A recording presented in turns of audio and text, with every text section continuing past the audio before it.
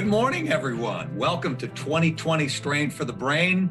It's been a long time coming. A lot of hard work has gone into this event, and we are here with you, as you can see, virtually this year. My name is Scott Dolphin from iHeart Milwaukee, FM 106.1. I say iHeart Milwaukee because I'm now on 4 radio stations, but it's keeping me busy. And I'm glad you're with us this morning. I'm glad you've taken a lot of time out of your busy life. And we're starting to get back to our busy lives a little bit here in 2020. We know it's been crazy, but we're making it through. We're almost out of the woods. It'll forever be known as the year of COVID and other things. And also will be known as the year of not wearing pants and not wearing bras, apparently. But I want to let you know I do have my pants on today. I dressed up, as you can see. You know, this is about as dressed up as I get. We're normally out somewhere doing this event. And again, it's different this year. So we're so happy you're taking time out of your Sunday to join us, just like you would have in years past at the Lakefront or at Miller Park or at the Milwaukee Harley-Davidson Museum. I want to bring in my co-host for this event, who's been doing this since the very beginning. And he has a very special reason to be doing this. He's also a survivor. And he's the reason I'm here every year because he's nice enough to call me back. And that's Dr. Mike Malloy. Mike, good morning. How are you? Good morning to you, Scott. Thanks for coming. You do this for free, basically. You donate your money back, and that's really nice. And we've really appreciated that. I'm gonna get ready to run after this event with my shoes, and then I'm gonna run the 5K, and then that's good. And like you said, we usually do this. This year, we would have been at the Harley-Davidson Museum, but we're now doing it virtually online. So that's the way we're going to do it. And how has 2020 treated you, Mike? All things considered, what everybody's gone through in the world with everything that's going on, you've been able to. Obviously, you're in essential work. You've been able to keep doing what you're doing. Correct. And I've been The thing is, I do mostly scopes and endoscopy. So I don't, a lot of those were deemed non-essential, but ones that were essential were the ones that dealt with cancer and things like that. So we still had to do those. But yeah, it's been a good year, though I've had some exposures. They're always screened before they come to me. So I've not had any COVID exposure. And for me, usually our nights and weekends are so busy, whether it's great events like this, Strain for the Brain. We do a lot of concerts. And so it's just kind of been strange and broadcasts from car dealers or whatever. For me, it's been really strange. The last event I did was, I believe it was Thursday, March 11th. We had a show at the Pabst Theater. And I remember telling that crowd, thank you for coming because we don't know when we're going to be able to get together. And that's pretty much held true until right now when things are starting to ease up. The Milwaukee bars opened the other day, so things are starting to get right? Yes. I went to Kegel's in West Dallas yesterday or the day before. So West Dallas has opened up. They've opened up before Milwaukee opened up. Yeah, I had my first dinner in a restaurant on Wednesday. We were in Berlin, and it was strange, it was table and then no table, right. And the wait staff's wearing gloves and they're wearing masks, and right. It's the new normal for a little while until we get back to what we're doing. But the biggest thing I've taken just from talking to people on the phones at the radio station is that it's been a really good year for Netflix because with nothing to do at night, people have been staying in and watching stuff that they normally wouldn't have watched. For me, it's been live sports. I haven't had any live sports, so it's been pretty much Netflix with my family. Right. That's crazy. And including the Tiger King. Did you get through that yet, Mike? No, I did not. I haven't seen that, but I'm going to watch it. It's interesting. I don't know quite how to describe it, and I wouldn't want to spoil it for you. So we'll leave it at that. But I think the biggest thing I'm looking forward to is getting back to going to Brewer games. I'm such a sports fan. I missed opening day. I missed the NCAA basketball tournament, March Madness. Those are such fun events. And hopefully we can get all this behind us. And I know we're planning on having Strain for the Brain back in 2021, not virtually, correct? Right, correct. Well, we'll see, unless there's another pandemic. But we don't hope so. You think back to some of the strains we've had. I think you said you started in 2006. My first year was 2007, and we were at Veterans Park, and Right. it was about 38 degrees, and there was kind of a rain snow mix. It's like a sleet. And I want to say was it in May? Did we used to hold this Yeah, event it was in in May. May? It was in May, and my little son was there, and at that time he was like 3 or 4, and he was just he he. I told his mom to take him home, so he came back here. Yeah, and it was cold, but still there was a hearty group there, and you think from small things, big things come, and that's what we found out with this event, Strain for the Brain, over the years.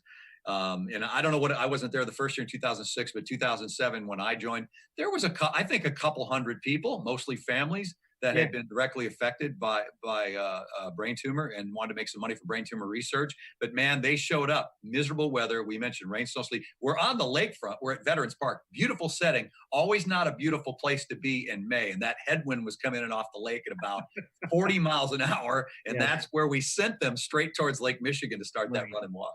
right. And then they got to retreat by coming back towards from the lake. So at least they got that. The wind was to their back then, but they started out into the wind, so that was rough.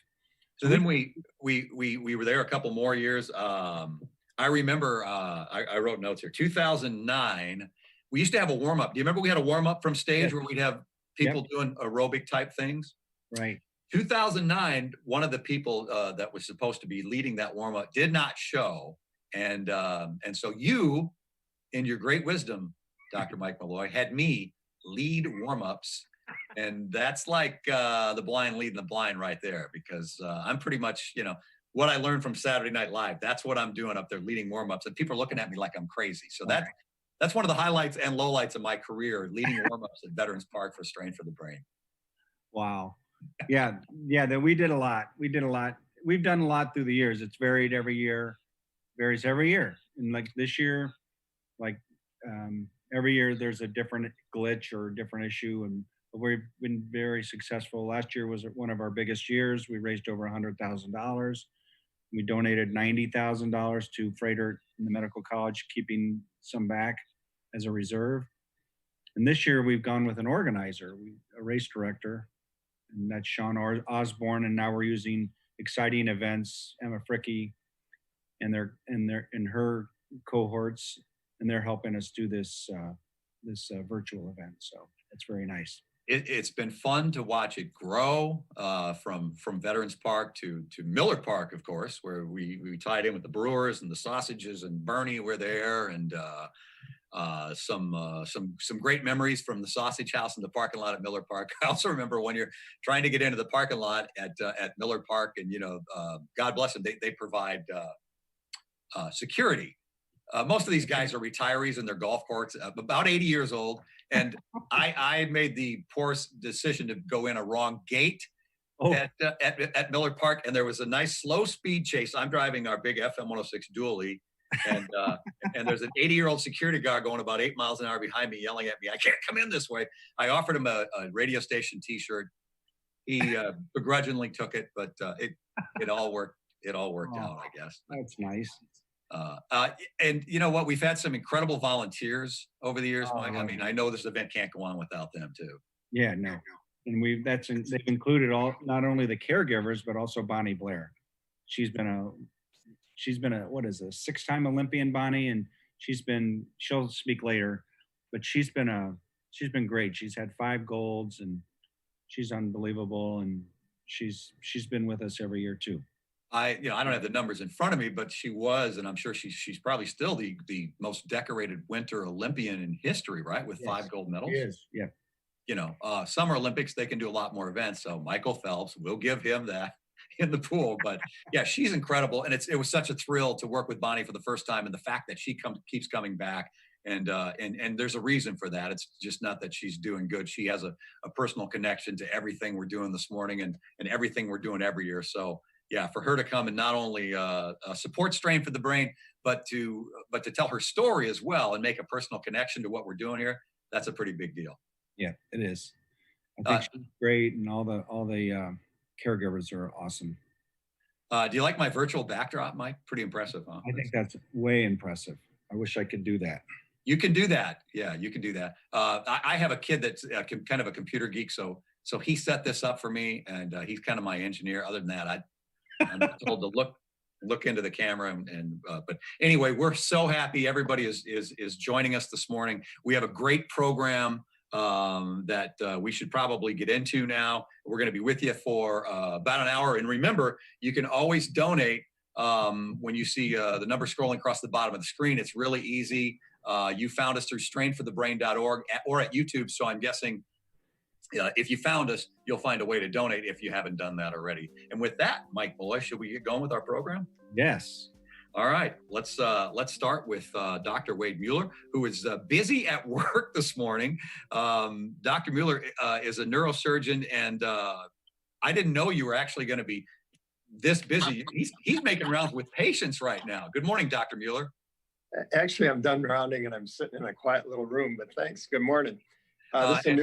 This is a new event for me to do this virtually, as it is for all of us. So I'm looking forward to some fun. And I hope you helped yourself to breakfast. Were you invited to that breakfast I saw on the table behind you before? I'm mildly invited, yeah, but I know how to work that. This is mid-morning for him. For all healthcare right. providers. He did his rounds. Good to see you, Mike. Yeah. Good to see you, Wade. All right. Well, with that, Dr. Mueller, we're gonna turn it over to you. You just mention what Strain for the Brain means to you and your role in all of this. Sure. My name is Wade Mueller. I'm a neurosurgeon, and the majority of my practice and my career has been working with people with cancerous brain tumors. Excuse me. It's a very compelling line of work. I never need to wonder if I should get up and go in. And excuse me, the people I work with tend to be really cool people, really motivated people, and it's a wonderful way to spend my life, actually. As part of working with brain tumor patients, eventually I got to meet Mike in the Strain for the Brain group, and I did not make any of the events in Veterans Park, so I'm amongst this crowd. I'm a come lately. But the impact on our program has been tremendous. To do research costs a lot of money, and when the typical avenue for research is through the federal government, the National Institute of Health, which is, as federal government goes, is a pretty cool organization. They give out money to people who have been very well vetted, and the $25,000 toilet seats tend not to show up there. Meanwhile, to get started with research, you need money that isn't connected to a project. So it can be incredibly helpful to have money where we can decide what do we think is a good activity that might have promise to meet the standards of federal funding. And Mike and his group, and the group which it's my group now too, I'm glad to say I'm part of it, have been really instrumental in getting some young researchers at our institution started, and now currently we have people doing well with federal funding, and we want to get more started. It's just been a wonderful, wonderful thing.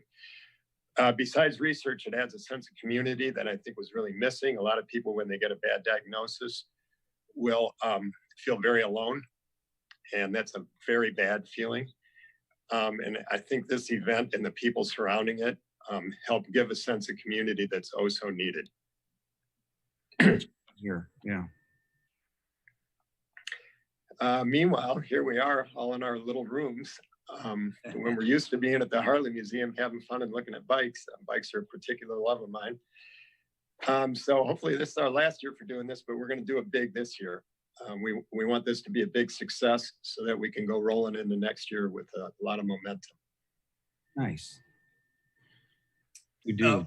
Wade, you just mentioned something that really struck me, and you talked about getting the news. I mean, if you're a patient and you get that earth-shattering news, I can't imagine what that's like, not only as a patient but as a family member. And I'm sure there's a way to deliver such news. And I can't imagine how you do that. The method doesn't matter as much as the message, because the message is so powerful that you can't make it sweet. Okay, I mean, this is really serious, life-changing news and facts, reality.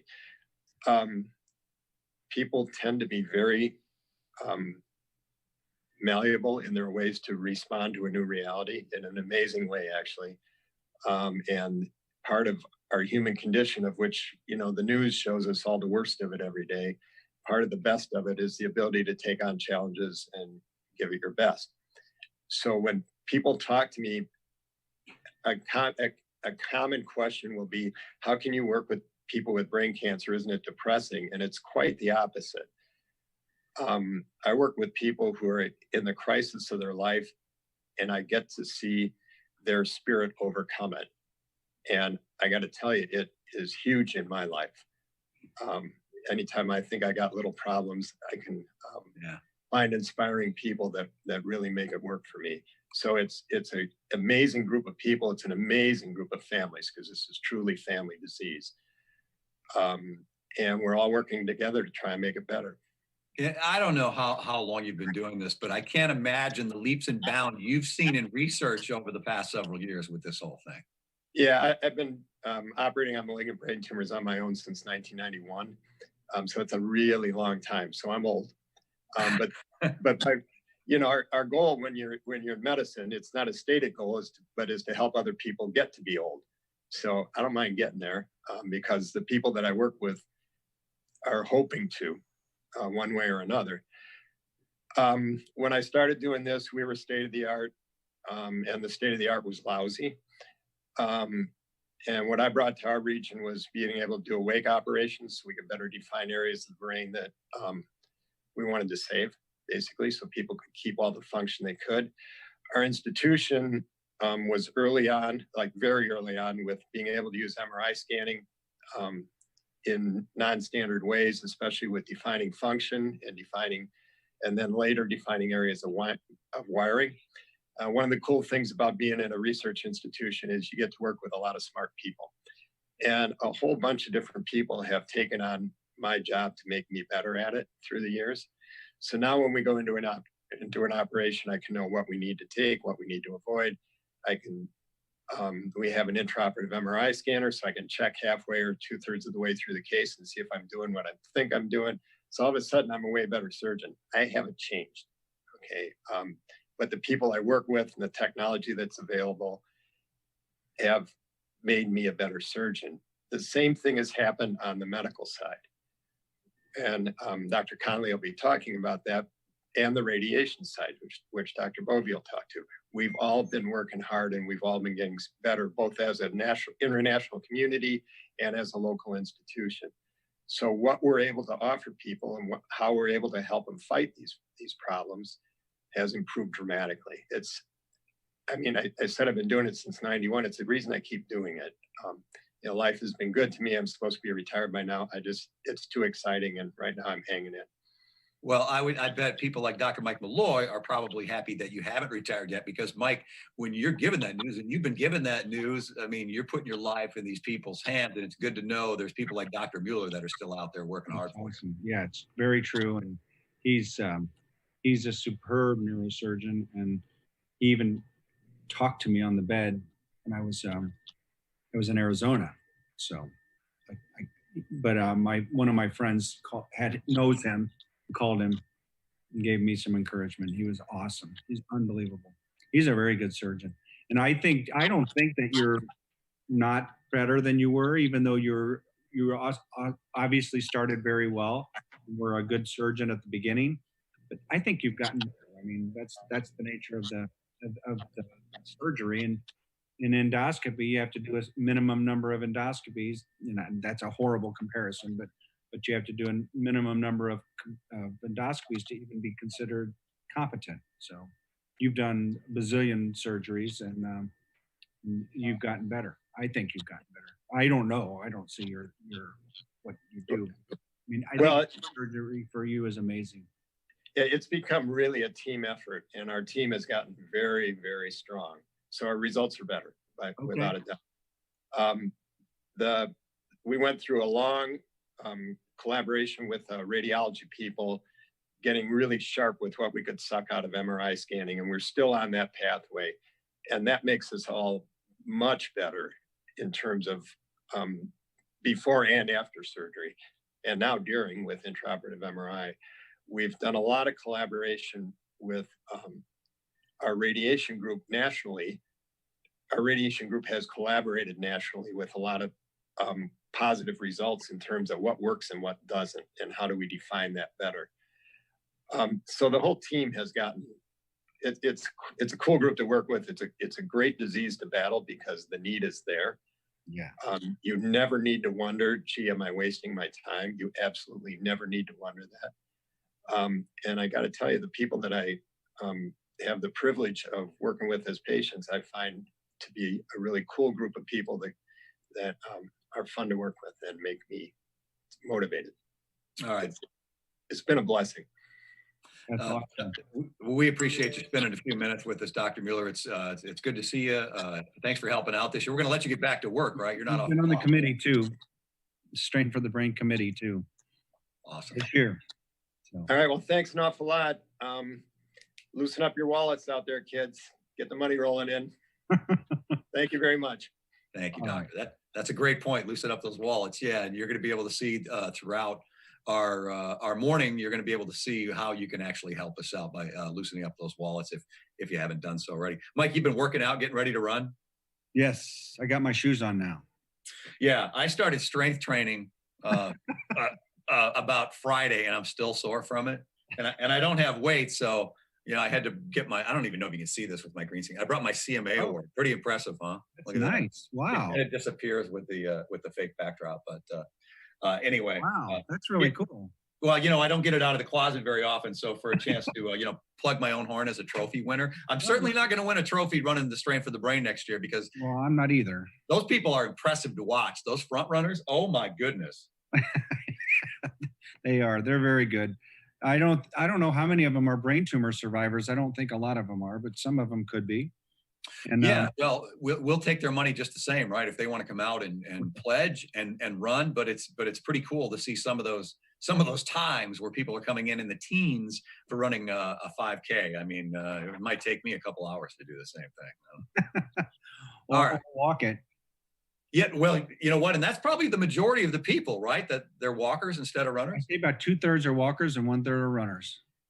It's really turned into a fun family event. And I know we're going to talk a little bit more about that with our next guest, who is no stranger to the Strain for the Brain. Dr. Jennifer Connolly has been with us so many years on site. She's a neuro-oncologist, and we bring her on now. Jen, good morning. To be honest with you, I thought you were just a great competitor because you were there every year at our event. I just thought you wanted to win like everybody else. Thanks, with your guys. stroller. Good morning. Good morning. Thanks for joining us. Thanks for getting up early.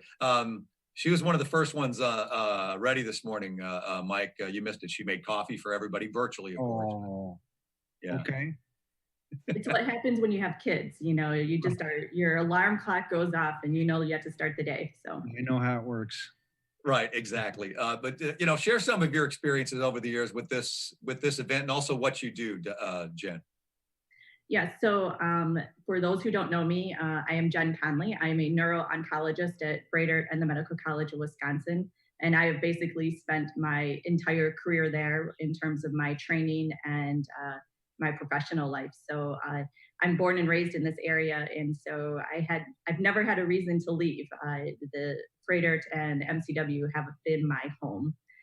So Scott, as you mentioned, I have been at Strain for the Brain many times over the years. I think I started first when I was in my fellowship. And it's really hard to believe that just a year ago, we were all gathered on an absolutely beautiful day at the Harley-Davidson Museum. And I think every Strain for the Brain is memorable in its own way. And Scott, I think you were alluding to exactly one of my early memories along the lakefront, in which it was sleeting and raining, and we had this wind off the lake. I think the sleet was actually going horizontal. It was horrible. It was so cold, but people showed up. And then there was another year, and Mike, I don't know if you remember this, at Miller Park, but it was thunderstorming all morning while we were setting up and registering people. And then just before the race was about to start, the rain stopped and the sun came out and it got like really hot and sticky, but people still showed up. And so while every year is different, I always look forward to the same thing, and that's the people. So each year, and I don't know if I've told you this to you, Mike, but each year when we start that run and walk, I look out across this huge crowd, which continues to grow, and I get goosebumps. It's not, it doesn't get old. Every year it's that same feeling. And I think it's really because I'm moved by so many people that have taken a Sunday morning out of their busy schedules to come together for a common cause. And I'm really inspired by those brain tumor survivors who are there for the run and the walk. And you look out and you see those different colored t-shirts, and it's just amazing to see those people there. And then I'm always moved by those families that continue to come back year after year to remember their loved ones. So many of them make it a family event, as we keep talking about this morning. So I will miss that opportunity this year, but certainly completely understand given the circumstances, we all have to stay safe. But I do know that many of you are getting together with your families today to take a walk on your own. And so thank you. Thank you for giving back and continuing to support all the research efforts. So take a picture. Share with us how you are celebrating Strain for the Brain virtually. Post it on Facebook. Let us know when we see you in clinic. I hope you guys are all doing well despite the challenges in the world.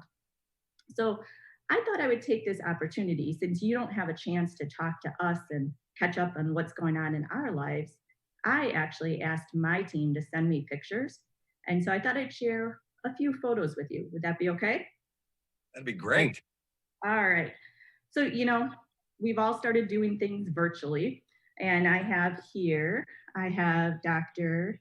Laviolette working virtually from his home office. We all have had to create these home office environments to continue doing what we're doing. And I love this one.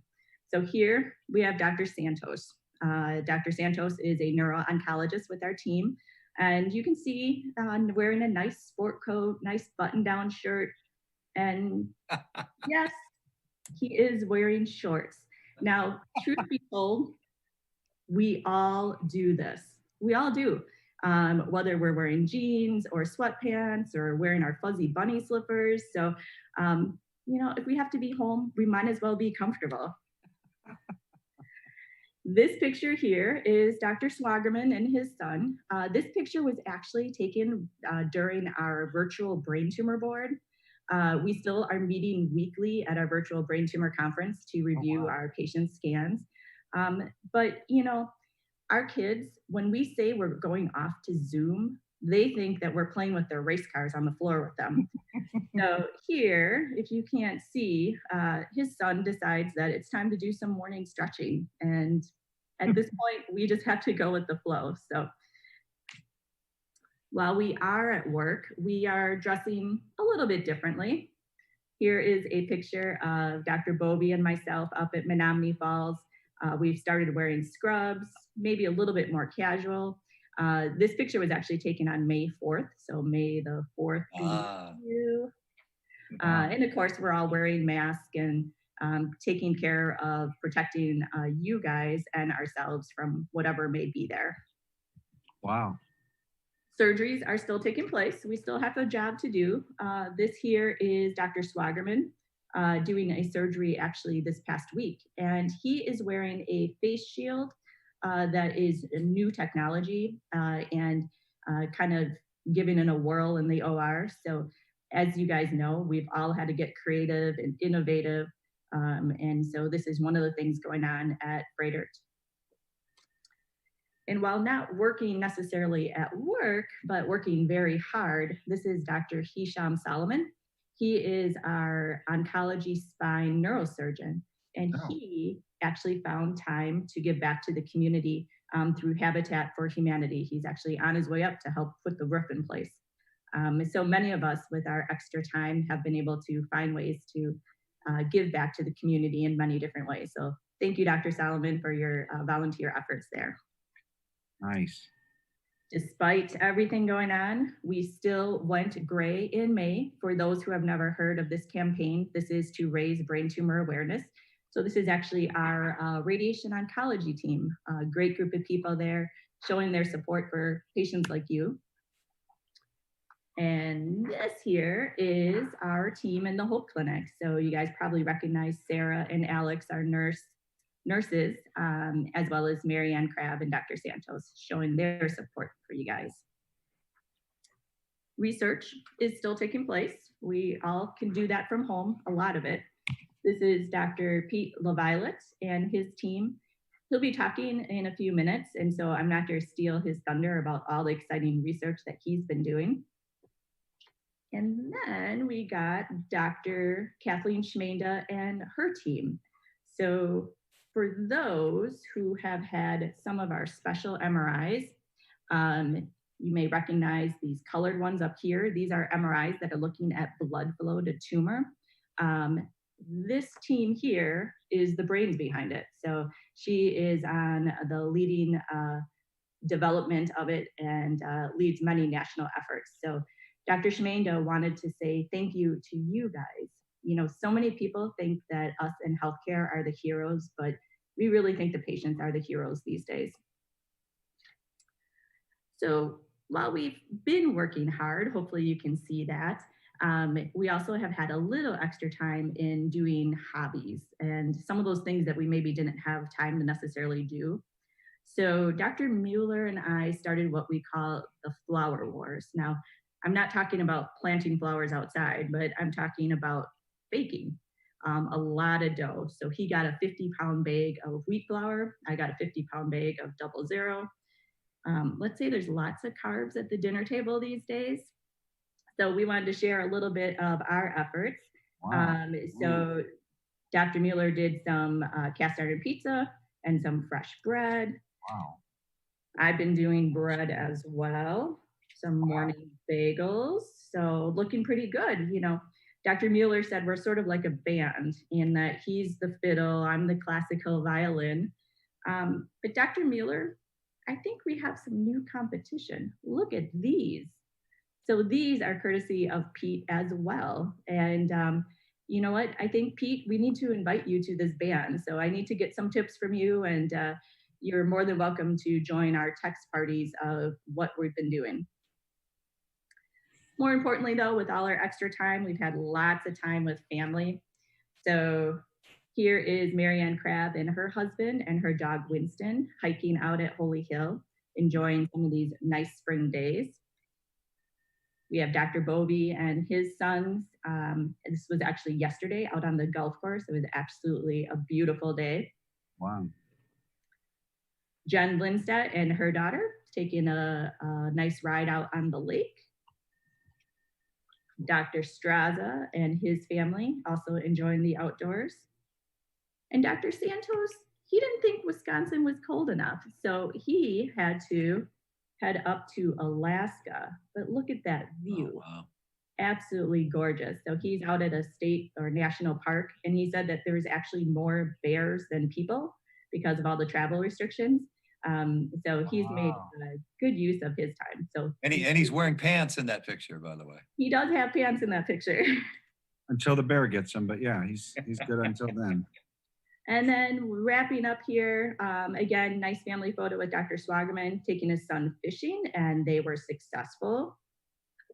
Dr. Mueller also has gone fishing. Looks like he's more successful. I think Dr. Mueller gets the award for the biggest fish, but my goodness, look at that picture. I think Dr. Swagerman's son gets the award for the cuteness award out of those three guys. So cuteness award goes to him for sure. And lastly, why not go fly a kite in the backyard of Freighter? Absolutely beautiful day. This is Pete and his family taking advantage of some extra time that we have. Oh, nice. So as you can see, we're all doing well, and we look forward to being able to see all the families and next year so that you can see our families in person. So I have to thank our sponsors for really giving back and supporting this event year after year, helps make the event take place. To our patients, stay strong, continue to fight the courageous battle. Thank you to families for supporting the patients during this journey. And I just want to thank the Strain for the Brain Committee for the countless volunteer hours that they do in setting up these events year after year. And then actually getting this to be a virtual event very last minute. So we appreciate everyone still thinking and remembering brain tumor patients today. And Mike, I know you never really liked the limelight, but we have to thank you for inspiring this event to take place. It is such an inspiration to patients and families to get together every year, look out across that crowd and see brain tumor survivors. So thank you, Mike, for all that you do. It is I like it. It makes me feel good. So I think everybody who participates feels good. Yeah. Including Scott, even though he doesn't have a brain tumor. So I feel good too. Thank you, Mike. Jen, thank you for what you do. Thanks for showing us pictures of your bread. I would have to take a class at MATC for about 3 months to learn how to braid bread like that, but you apparently did it in a morning. Practice makes perfect. I guess so. Thanks for everything, Jen. Thank you, guys. Thanks, everyone out there. Have a great day. Mike, one of the things I miss most about not being there doing it virtually and not being there in real life is all the great free snacks that Strain has given us over the years. So I had to go and buy my own this year, man. Please tell me we're going to be live again next year. I hope so. We're hoping so. So let's plan on it. In the true spirit of the event, if you catch me eating during, it's because, I have to carve up. I have to be ready. Let's move on to our next guest. And we thank all of our guests for joining us because, everybody's leading busy lives and it's a weekend. But you know what? And then when I think about it, most of them have been out to the Strain over the years as well. So we continue on with our next guest. And this is Dr. Peter Laviolette, and I hope I got that right this time, Peter, who does brain tumor research. You're kind of on the front lines of this whole thing. So we figured nobody else could share their stories better than you can when it comes to what we're doing today, Peter. Yeah, thank you. Thank you to the organizers. Thank you for the invitation to speak today. The picture that Jen showed,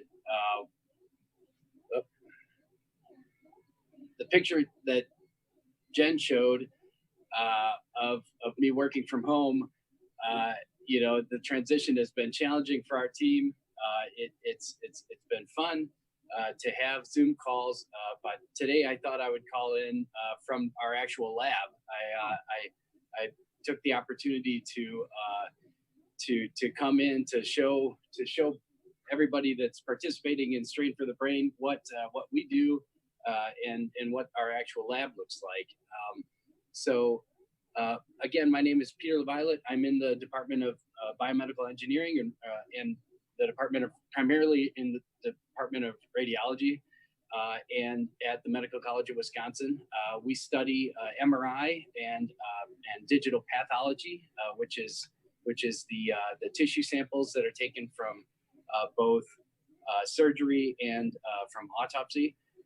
And what the focus of our research is taking the actual tissue and aligning that back to the magnetic resonance imaging, and then using that information to train machine learning algorithms so that we can predict where the brain tumor has spread to or is going to spread to over the course of the next months, the next several years, and so forth. So our lab is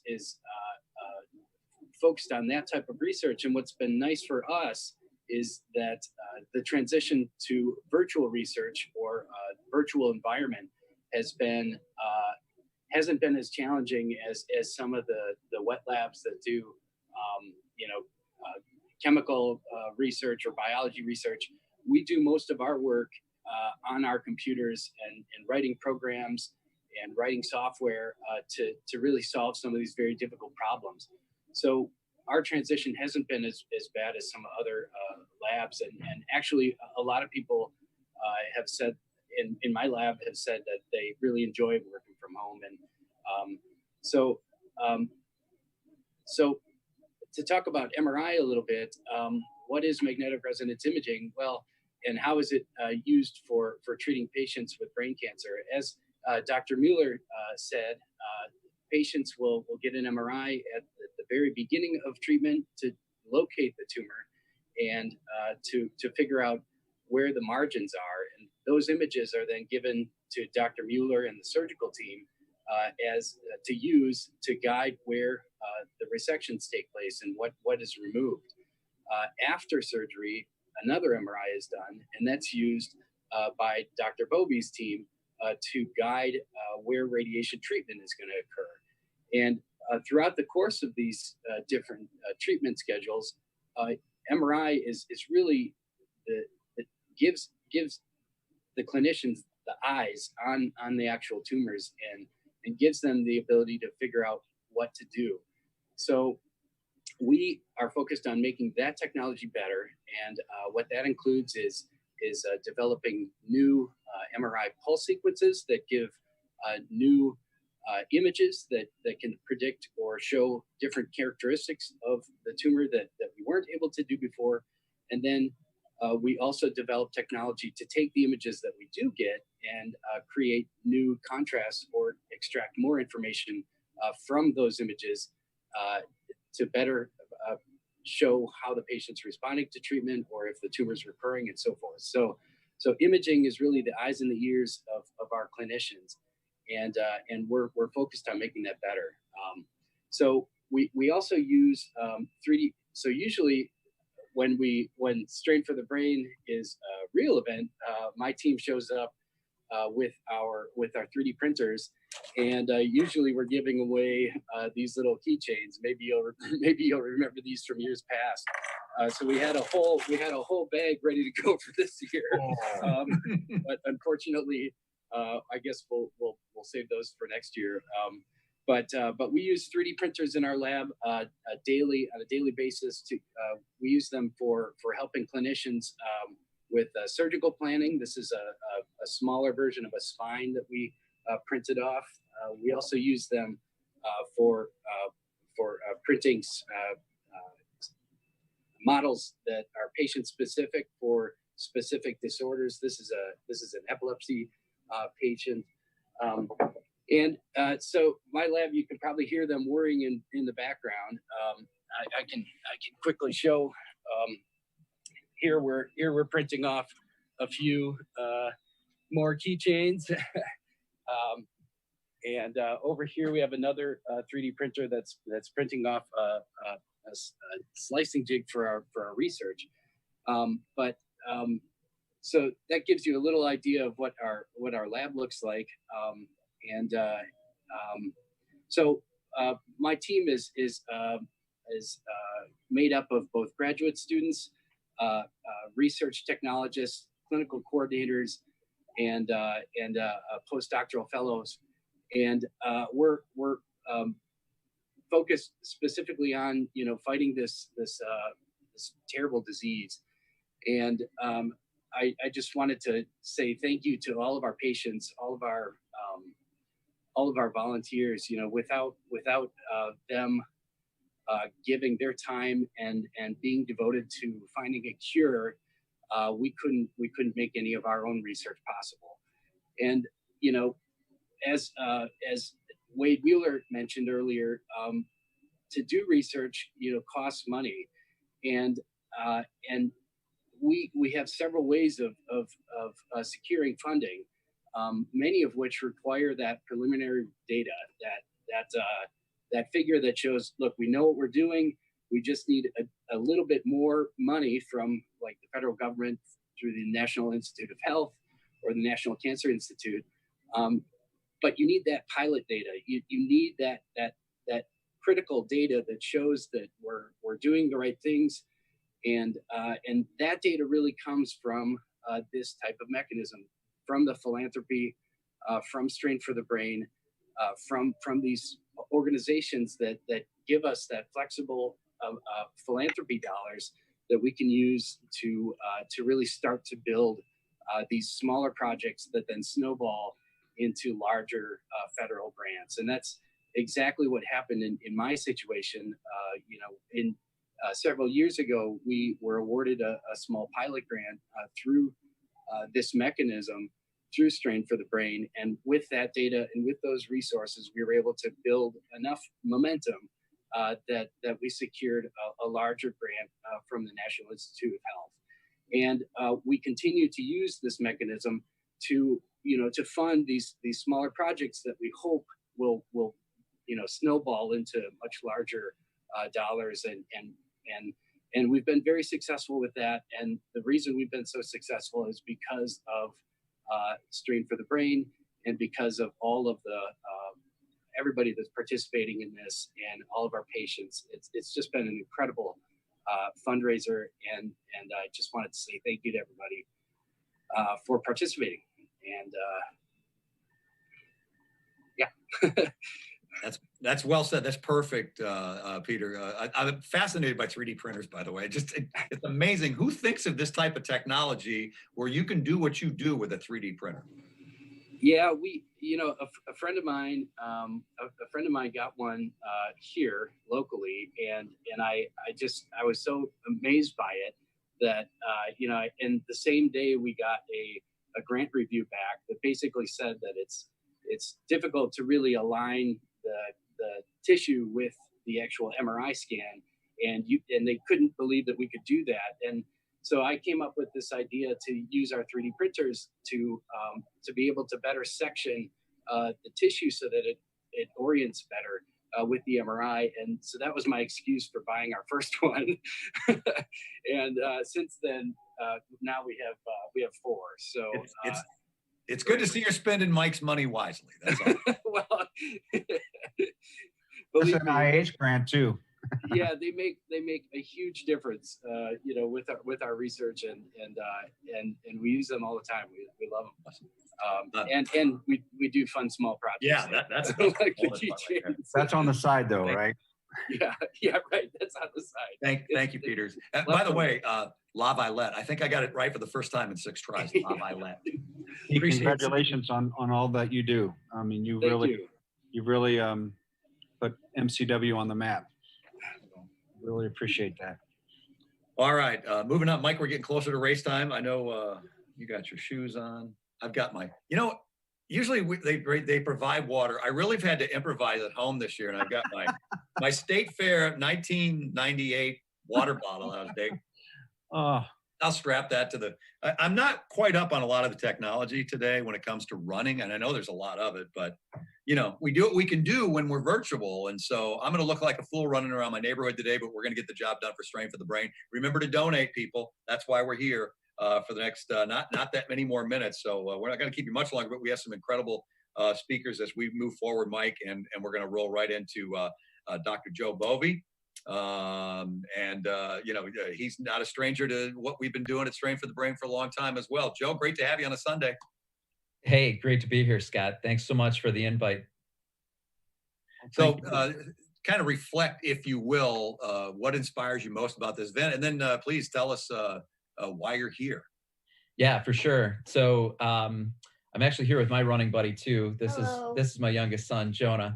He and I are going to go out and tear it up a little bit later. So he's going to add some comedic relief to this otherwise boring presentation. So just to introduce myself, my name is Joe Bovey. I'm a radiation oncologist at the Medical College of Wisconsin, and I lead the neuro-oncology research efforts at Froedtert and MCW.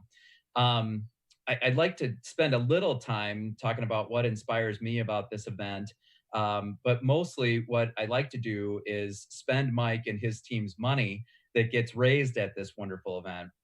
I can't thank Mike and his team and all the sponsors of this event enough for all of the great things that they've done for Froedtert and the Medical College of Wisconsin. Sponsors include Noble Cure.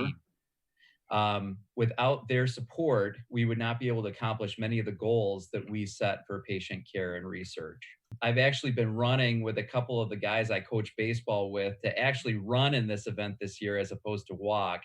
And I thought with all the training that I'd have an opportunity to beat Bonnie Blair, actually.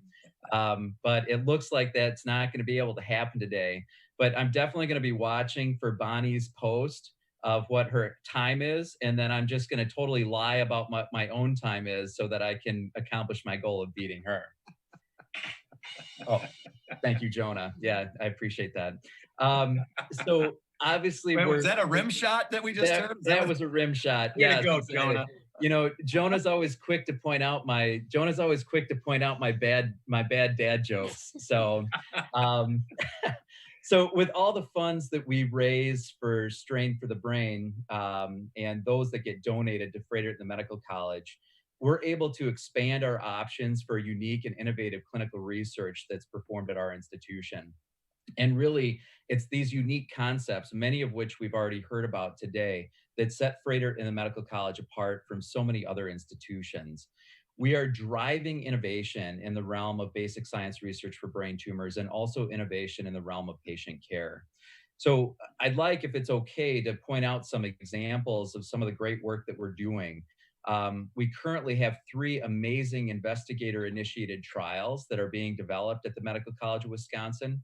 I'd like to give credit to Dr. Michael Straza, who's a radiation oncologist at MCW, who's working on a unique concept to deliver radiation to patients with glioblastoma that may be more effective in attacking that aggressive tumor while sparing the normal brain from side effect. My other colleague, Dr. Hina Saeed, is working on a similar project for patients who have metastatic disease to the brain. And one of our residents, Dr. Amber Retzloff, is working on another concept to deliver focused radiation to metastatic brain tumors before they go to the operating room, which we think is a better order to deliver that treatment in. I know Jen Connolly and Wade Mueller have already mentioned these researchers, but Dr. Kathleen Shemenda and Jen Connolly herself are also finalizing details to bring the very first unique chemotherapy trial for upfront management of glioblastoma to our institution. And we're super excited about all those developments. Wow. Jonah. So while the primary focus of our team is brain cancer, we're also developing and innovating new ways to treat non-cancerous tumors of the brain, which interestingly enough, Scott, are actually more common than cancerous ones. Dr. Nate Zwagerman and Dr. Hesham Solomon are both leading efforts in those areas. And these 2 amazing surgeons have brought incredibly innovative and unique techniques to us to help manage those tumors in a way that increases the chances for surgical removal. And I'm super proud to call both of those folks my colleagues. We also have amazing imaging research that Pete was also very gracious to point out, especially all the great work that he's doing in his lab. And both Pete Lavalette and Kathleen Shemenda continue to lead not just local and regional, but national efforts in the realm of advanced imaging for brain tumors, which, as Wade had pointed out earlier, allow us to do all of our jobs better from a surgical perspective and from a radiation perspective. Thank you, Jonah. So it would be hard to have a discussion about the innovation that we're leading without spending some time discussing also our facilities. We have one of the area's only MRI-guided surgical suites to help guide Dr. Mueller's hands with the patients that he operates on. And more recently, we'd installed one of the world's only MRI-guided radiation treatment machines, which allows us to visualize patients' tumors during treatment, actually, not just before or after treatment, but during treatment, which enhances our accuracy and minimizes side effect. And these are really amazing tools to help us optimize outcomes for our patients. It's pretty remarkable. Wow. One of the other areas that we're innovating in is in expediting our patient care. And one of the things that we do for all of our patients is to discuss them in a tumor board setting where we get a group of specialists all together and discuss each patient's case. Our team, led by my boss, Dr. Christopher Schultz, had thought up an innovative way for us to jointly collaborate in this tumor board setting and rendering an opinion on a patient's care, but doing that in real time. So partly funded by the generous donations from Strain from the Brain, we were able to develop a secure mobile application that puts our entire team in touch with one another anytime we need it. And this award-winning mobile application has been called Nimble. And we're super efficient at generating patients' plans for care now. And we've actually demonstrated that we keep people in the hospital less with the use of this application than what we did in the past. And right now, this innovative technology is only available at Frederick and MCW. And we're super proud to say that it's with Strain for the Brain's help that we're able to make that a reality. So we're really moving the needle, guys, when it comes to research and treatment of brain cancers. You know, in my short career as a radiation oncologist and brain cancer researcher, I've seen survival rates double for the worst type of brain cancer that we see and treat. And that's a pretty remarkable feat. You know, we really have a long ways to go, but it's really an exciting time to be a researcher in this field. And when we see so many great things happening that are leading us closer to a cure, that generates excitement. And it's at events like this that keep that excitement going forward. But we need those funds. And so, you know, I know we're not gathering in person, but I'm definitely certainly hopeful that the online donation portal that the Strain for the Brain team has set up is heavily utilized today and following this event. Thank you. And that's, Thank you you. can go to strainforthebrain.org to donate. And you can donate on that website, or you can donate on Facebook also. But I think the best place to donate is on the strainforthebrain.org. It's all one word, strainforthebrain.org. So You thank know, you. and what, just to reiterate on what Joe says, the incredible things done at Frederick and Medical College of Wisconsin. Sometimes I don't want to say we take it for granted because we all live here, but and Joe, you can elaborate on it. We are so fortunate to have this facility right in our community. It's really remarkable to think that this exists in our backyard. You know, I say that often to our patients. You know, people don't need to travel outside of this region in order to get expert care. It exists right here. And that's super exciting to be able to say that. All right, Jonah, can you take us out with a little bit of applause or a rim shot or something? You're the band leader in this whole thing. Love it. Thank you, guys. Thank you so much, guys. Take care. Good luck on your run, Joe. And speaking of which, Mike, I'm looking at the YouTube feed right now, and we have some great comments. Carol said, even though we can't walk together, we're still together in this. Cool 3756 said, great job to everyone doing the race today. And how about Mary, who just finished her walk already? She's already done it near her home, so she's out ahead of the pack. She's setting the rabbit pace, as we like to say in the racing world, right? She's the rabbit, not the hare. Yeah, exactly right. Well, guess what? This leads us into you, Dr. Mike Muller. You're the tire. You are not the turtle, because I know you've also actually run this event in the past. Yeah. I don't know if you've done it every year, but I know you've done it most years. No, I haven't done it every year. What I do is I do another event. Yeah, sure. And so I run that event. My son likes to run that event. So that's so you know, let's just transition into into you right now, Mike, and what this is all about to you. I mean, this is something that started in your life long before the Strain for the Brain event happened. So with that, why don't you let us know a little bit about your life that people might not know, and how this thing all came to be? Well, back in 2005, I had what they called then a tonic-clonic seizure. It was a generalized seizure, which would be a better word, but I lost consciousness and was completely out of it. And I was out of state at a conference in Arizona, in Phoenix area. And so I was taken to the hospital, obviously. And my significant other found me vomiting at the thing. And then during the vomiting, I lost consciousness. And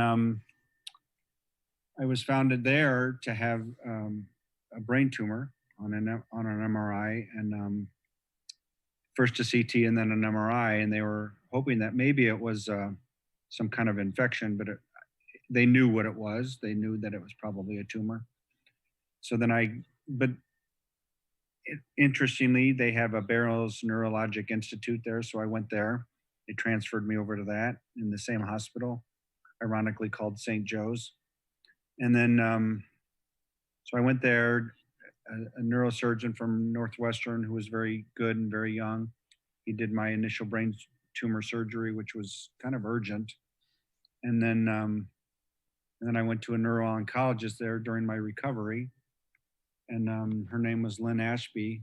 And she gave me the advice that, that they might want to take a little bit more out. So I came back to Milwaukee, and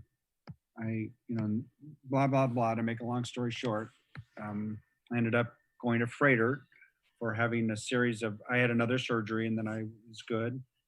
And then they did get a lot more out, but glioblastoma, or a grade 3 anaplastic astrocytoma is what I believe it grew from,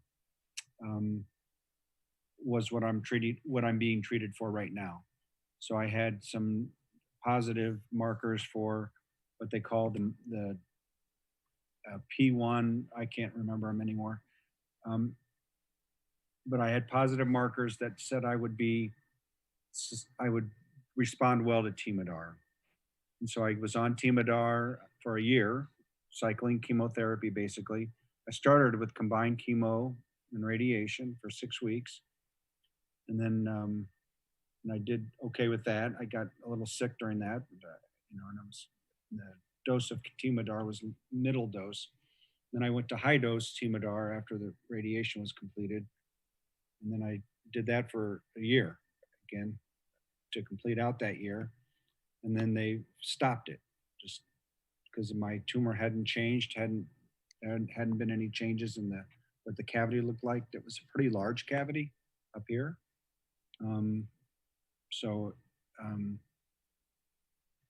I was kind of scared, but at the same time, I wasn't an expert, so I just did whatever they told me to do. So, which is what everyone does, I guess. So then I really, really, really got active. When I could be active. For a while, I couldn't be active. And then after a while, I would recover from those chemotherapy rounds. And then I would get on my bike and go. And that's all I could do. That was in my power. So that's it. So I survived that. I think what I survived is a grade 3 anaplastic astrocytoma, or what they called it. Also, another alternative name was oligodendroglioma. These are all terms you're not going to think of. But I did really well, and I was lucky. And I think I was just lucky because of where it was. Because people like Alex Kalin, who used to be on our committee, he passed away since we had the strain last year. There's a lot of people that are here supporting him, and I wholeheartedly support them and support Alex. And Matt Price is a brain tumor survivor. He's a warrior. And his wife Renee was part of our committee. She got kind of overwhelmed and had baby twins and everything else, so she couldn't do it this year. But to make a long story short, people like that, their stories continue to inspire me. So I think I was just lucky as to where mine was. It did involve one ventricle on the left side.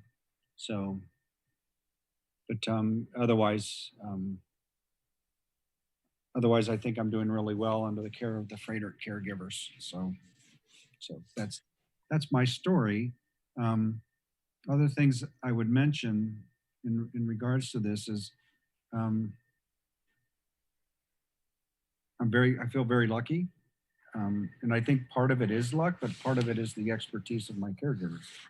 Jennifer Connolly's now my neuro-oncologist, and Dr. Schultz that Joe Bovey talked about, he was my radiation oncologist, and they were superb.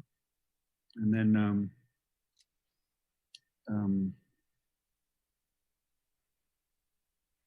I can't think of a lot more to say. Well, I've got a couple questions for you, Mike.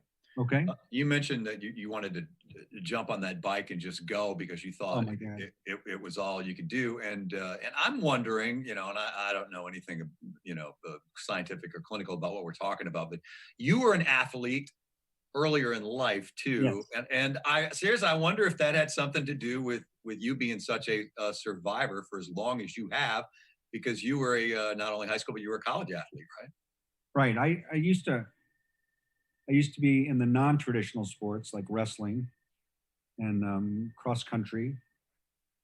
And I didn't like cross country. I didn't like the long runs for 10 miles, but I did that to keep my weight down for wrestling. But then when I got to high school, I switched schools and I went to this school went from 3,000, a school of about the size of 3,500 to a school of 800. So for the school of 800, I could probably play football. So I ended up being a safety my senior year. So anyway, so I was an athlete and I think that did help. And secondly, the thing that came to mind is when you were, I can't imagine how difficult it was to get the news, especially I didn't realize that you weren't even home then, which had to add to your stress level being on the road when this all went down. Yeah. And when you were given, were you given a time frame?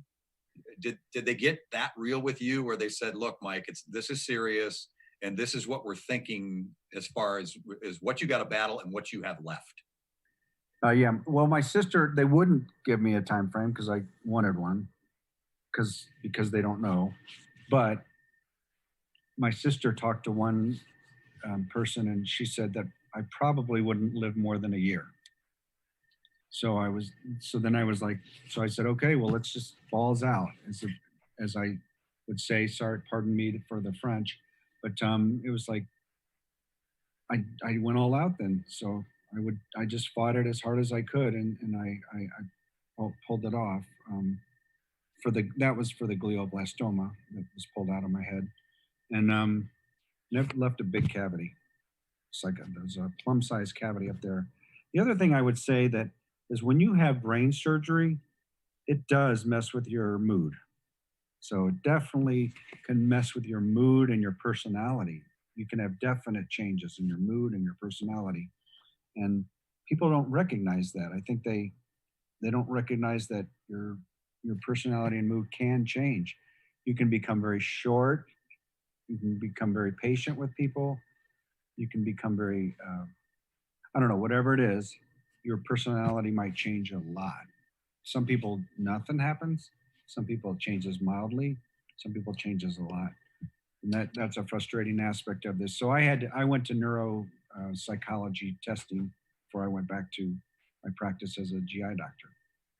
Well, I would say that's a credit to your personality then, because you certainly find a way to hide everything that you just talked about, because the fact that you have come through all this, B, been able to carry on at a high level as a doctor, and then run this whole event. I mean, I know you have a lot of great help. There's great volunteers. There's great people on the board, but the fact that you've been able to continue on with this every year is certainly a credit to you, Mike. Well, I appreciate that, Scott. I appreciate that. And people like you help me, and Bonnie Blair helps me, and Joe Bovey helps me. Jennifer Conley helps us. Peter LaViolette helps us. So It's awesome. exciting. It's exciting to be able to to get together. I guess that's one thing we get to do is spend time with each other virtually this year. Even though, like we all said, we want to be back at the Harley Museum next year. But it's exciting to hear all these incredible people talk. And this is something you see year round. I joined for an hour on a Sunday morning in June, and I have the easy job, but it's I'm so impressed to watch everybody operate with this event, and it's so cool to see behind the scenes. This is something we don't get to see very often, Mike. We get to go to Freighter and Medical College and see everybody working on a Sunday morning. Right. All right, we have other comments coming in on YouTube. Boy, they're starting to pile up now. Thank you, Emma. She's loving the fact we can watch this while they're walking on their phones. Nice. Maybe we should have done a pay-per-view. I guess in a way it is pay-per-view, right? We're asking for their money. Well, it'll be recorded as a YouTube video, so they can still come back to it. Yeah, perfect. That's right. I'm glad you pointed that out. Everybody watching live, tell that this is going to be up for quite some time, and we hope to have thousands of views and thousands of donations before we're all done. Mary, know that everyone is disappointed that we can't get together this year, but the interviews are so informational and so fun to watch. Sharing, go Strain, and thank you, Laura. She says, thanks for all you do. My uncle had phenomenal care at Frederick in the Medical College of Wisconsin. As always, this run and walk is in honor of the late Kurt Carloni. So thank you, Laura, for chiming in on YouTube today. This is all new to us. We're doing this for the first time, hopefully for the last time, because we, make our real money when we're out, right, Mike? Next year at the Harley Museum. We make a lot of money when we're out, but we'll see. What I think this is a good venue, but I would rather be in person. So, I continue to get ready. My stretching is. I got a long ways to go. I brought my headband, Mike. This is actually nice. Yeah, it's the only one I own, and a little pull back the curtain, as they like to say. I went to the Packer game in Kansas City this year, and they were giving away free Pat Mahomes headband. So I'm just gonna bad. I'm gonna turn that around. The Packers won that night though, which is good. Oh, that's good. Yeah. Oh, nice. Yeah. Because we have a real athlete joining us now. We can talk about you being a great wrestler and cross country runner, and I played baseball and football in high school, but no introduction is needed for Bonnie Blair, although we're going to give her one anyway. She's a 5-time Olympic gold medalist. And Bonnie, you can correct me on this. I'm guessing the most, you're like, oh yeah, sure. Let me do this. You're the most decorated Winter Olympian in U.S. history. Am I right, Bonnie Blair? For females, Apollo Ono in short track in his last Olympics kind of trumped me. However, like you kind of said, oh, there's Michael Phelps and this and that. And, they got all these relays and stuff. I didn't have, so mine are all individual events. So for sure, most decorated for individual events. Let's put it that way, all by myself. And Apollo, was he around a little longer than you? It seemed like he was in when he was about 15 and was about 50 when he retired. Yeah, he was around for a little while, but I think his was either 3 or 4 Olympics as well, and mine was also 4 Olympics. So we were just offset a little bit as far as the Olympics go, but yeah, he had like relays. And well, now in long track, they have a team pursuit, they have mass start, they've added a couple of different events, which to me would have been fun even as a sprinter. I think some of those I could have hung on for. And there's another event that they kind of do with junior skaters called the team sprint. And that one would have been right up my alley. So, I was just in it too early. That's all. They brought all these potential medal events out after I retired. Right. So you've done way more Strain for the Brains than Olympic Games, I guess is yes. Those come every year, where the Olympics only every 4 years. So, but listen. We're pretty happy to have you, Bonnie, and not only you're a big name in our community, and you've done so much, but you've done so much for Strain for the Brain. And one of the important things is you have a message every year, because this, like Dr. Malloy, this has touched you personally. And with that, we're going to give you the stage, and so you can deliver your message to everybody watching on YouTube. Yeah, thanks a lot. Yes, I do. For those that, have been there, they've probably heard some of these stories, but if you're new to Strain for the Brain this year, yes, this disease has touched my family. So my brother was diagnosed with a brain tumor, and he wound up living a relatively pretty healthy life for over 21 years that he battled. And I do have a picture here of him, and hopefully it's not too bright and shiny, with the glass and everything on there, but kind of one of my favorite pictures, because he's just so excited and the grin on his face. And, that was kind of one of the things with my brother, is he was always very happy, always looked at the positives of things. And actually that picture was taken here in Milwaukee in 1988, right before the Olympics. We had the World Championships here at what is now the Pettit Center, but back then it was outside, very cold, and I'm sure the wind was blowing.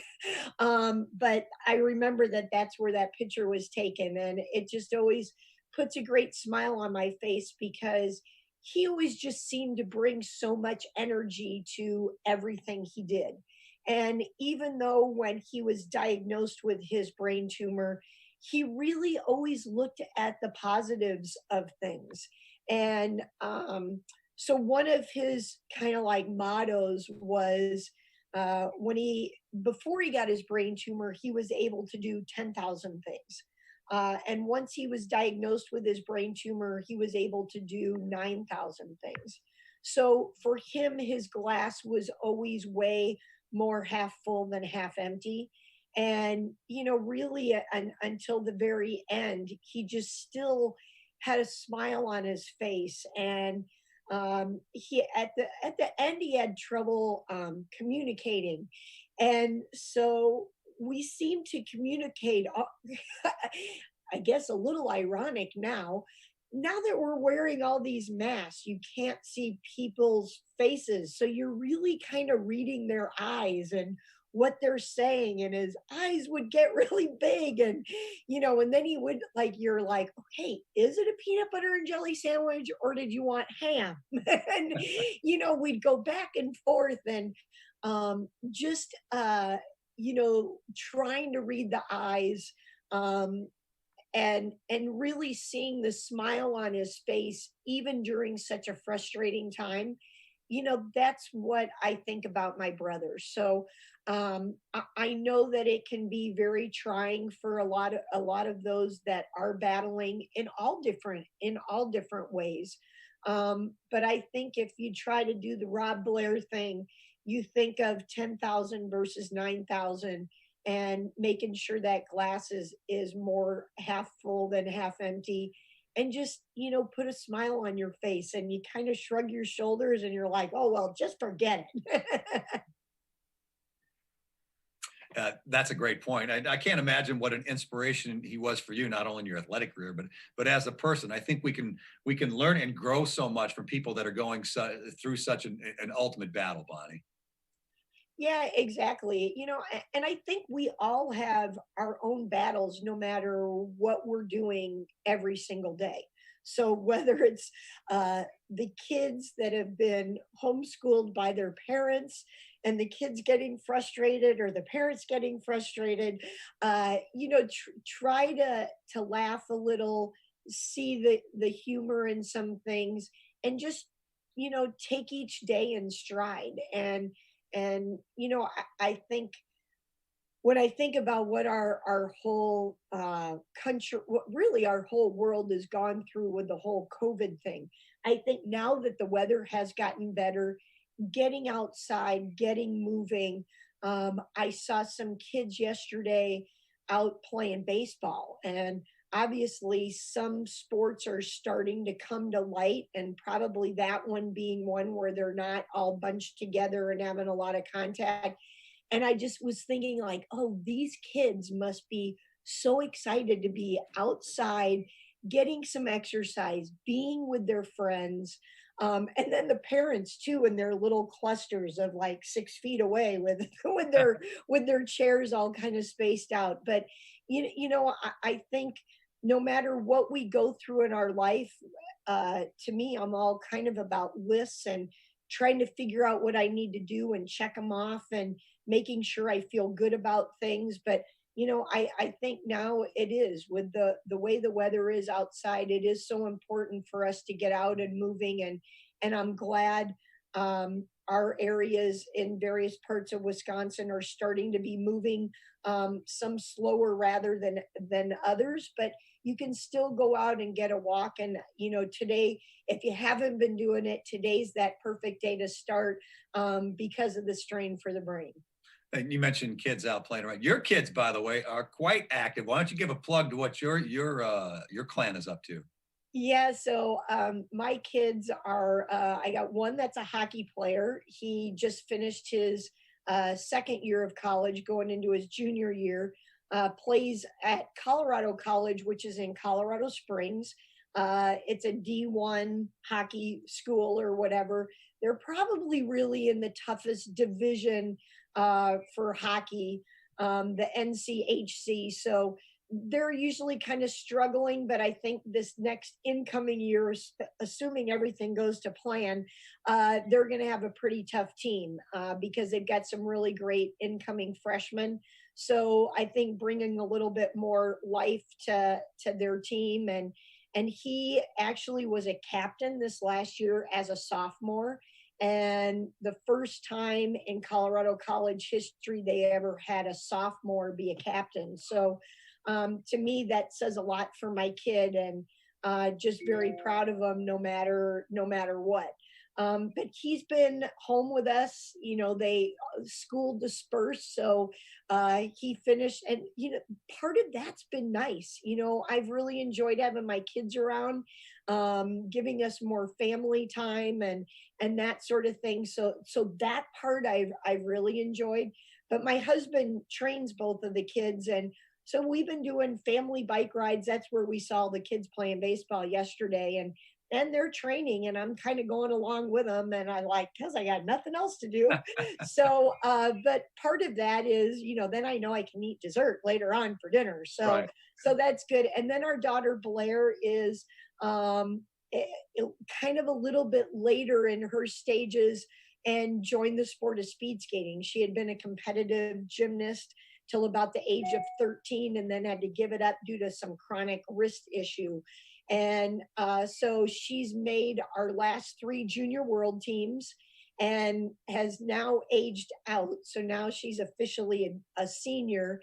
And really in her category, that's where we have the most depth in US speed skating. So she's kind of got her work cut out for her, although we've tried to always emphasize on her, we're not on the short end to get there. We're in this for the long run. And so if she was to make the next Olympic team, that would be great. But really we're more shooting for her for the one down the road after that. So she's come a long way in a very short time, given she really didn't skate very much when she grew up. So it's been a lot of fun. And my husband and I, luckily, we've gone to some of her competitions with her and going to places that we hadn't competed in years. And oh my God, I was feel like a kid in a candy store. It's been so much fun. And then seeing, other skaters of my husband's and I era, they, they've either got kids or they're coaching. And so we're kind of seeing some of these people, and it makes it a lot of fun. Well, that's awesome. Bonnie, thank you so much for your time. We hope to see you live again next year. Okay, one more thing. I have, since people were doing show and tells, I got one more. So I brought one of my gold medals out because I can't bring these to the run. So I thought, okay, I'll show one of these. This is the one from Calgary in 1988. It's the only one that's not breakable. So if I do take it somewhere, this is the one that kind of travels with me. However, like I said, to run with this or walk, it just wouldn't be good. So anyway, wanted to share that with you. And, no matter what you're doing in your lives, you can always strive for your gold medal, no matter what it is. And for some of those battling this disease, you're battling for your life. And that's the ultimate gold medal. Well put. Thank you for the show and tell. We hope to see you next year. We're all going to be live at the Harley Museum, right, Dr. Mike? Right. And I just want to make sure everyone knows that NovaCure was a big sponsor this year. GI Associates was lesser, as was Spruce Accounting. They do our accounting for nothing. And you guys are both some great supports too. So well, I'll come back every year that you invite me. And with that, our time is short. We got to go.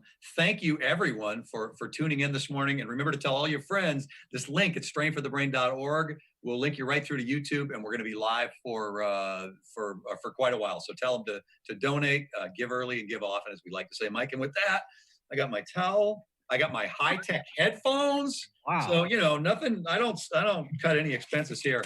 Wow. I guess we'll see you next year. Mike. All right. We'll see you next year. And we'll see you later today. That's right. Yeah, sounds good.